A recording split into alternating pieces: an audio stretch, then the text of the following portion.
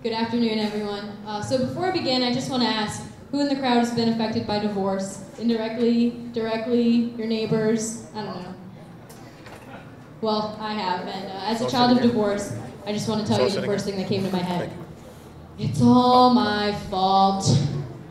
And, you know, my parents told me, no, it's not, but, you know, as humans, we have the tendency to blame ourselves, and as the only thing linking your parents together, well, you kind of have to think that maybe it's your fault. And it starts with this. You act out. You know, the typical divorced kid. You think of the one who gets in fights all the time, or has 2 Christmases and 2 Thanksgivings, and then the one that gets everything they want. But pretty soon it changes. And I remember for me, it was about a month later.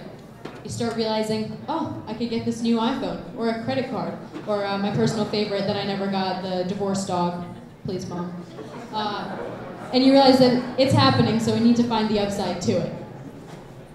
And then, of course, you have the parent trap situation. I'm sure you guys are all familiar with this. You think that if you just get your parents together in a room again, the sparks will be back, but it doesn't really work. It ends up like these pictures, and it only worked for Dennis Quaid, so do not recommend trying it at home. So what are we really thinking? As kids, there's a lot going on up there, especially I was a teenager when my parents got divorced, and already going through this cycle of everything changing, I was wondering, oh God, this can't be good. Well, the first thing I thought was something like this. It was this big sigh of relief because all the conflict would be over. You know, you think of your parents arguing, and it's not the best idea, but when you think that it's finally going to be over and they're both going to be happy and separate, but just happy, it's going to be good. But this is what my mom saw. She saw this A+ and this F. You know, the court mandates these sessions for parents once they get divorced, where you have to go and learn how to be a single parent. And there were these 2 kids on a panel. One had talked about how the divorce brought them down and how life was so hard now and she was doing badly in school and how it was just so hard to cope with. And then there was this other girl who was headed to an Ivy League school who had just taken the divorce in her stride and let all the conflict catalyze into something great. And my mom was like, okay, you're going to therapy. You're going to be the girl on the right.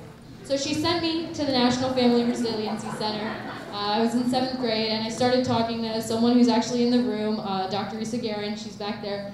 And that's when I realized, oh my gosh, I'm going to start transforming. I know it looks like I was happy in this first picture, but keep in mind, I was told this is the last picture I was going to take before getting braces, so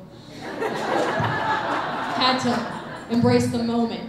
But that's when the transformation really started. It started with this interrogation. What is your favorite color? What's your favorite book? All these really just weird questions, but it really got down to one thing when the light bulb finally went off for me. It was when she asked me how I felt about the divorce. You know, everyone says, it must be so hard for you must be devastated, but I realized maybe I'm not devastated. Maybe this isn't hard for me. All these people were putting thoughts in my head, and that, in therapy, was where I really realized what my real thoughts were. And I realized that this was gonna be good for me. I don't know how, but it was gonna happen. It was gonna be good for me in some way. And that's when I started to peer counsel. And that is when life started to change for me. I started working with other students and kids and even adults who were going through the same thing. I remember my parents' first court hearing, I was nervous. I wasn't even going. I can't even imagine how they felt. But all these kids had gone through it before and they were just telling me, oh, it's okay, when they come home, just be nice. And they were telling me all these things that I never thought of doing. Yes, I did think of being nice, but other things. And by doing that, they started to help me, and they were helping themselves, and I was helping them. I remember this really helped me with the goal-setting process. I was just in 7th grade trying to figure out what I wanted to do with my life in 7th grade, and I wanted to run for student council. And I was like, oh no, my parents are divorced. I can't make all the meetings. They live on opposite ends of the county, and my friends are like, you need to put yourself first, you know? They'll figure it out. So I did. And I realized when I put myself first, I liked my parents. I didn't like them that much when they were together, but I realized that my mom's pretty cool, and so is my dad. They don't have to be together. If you know them separately, it's the same as knowing them together, only better. And I realized that I could become independent again. I set all these goals for myself. I became an officer in a bunch of clubs. I started playing sports. I just let it bring me to a better place. I let all the energy inside catalyze into something better rather than to stress.